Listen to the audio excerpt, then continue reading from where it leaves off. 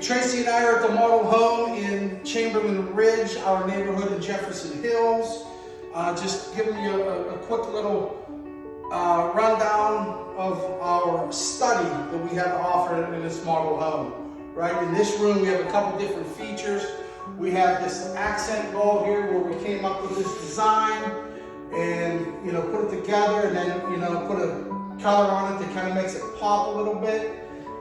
Then we move along to this area over here on the front of the house with this nice bench seat with lots of natural light coming into the room.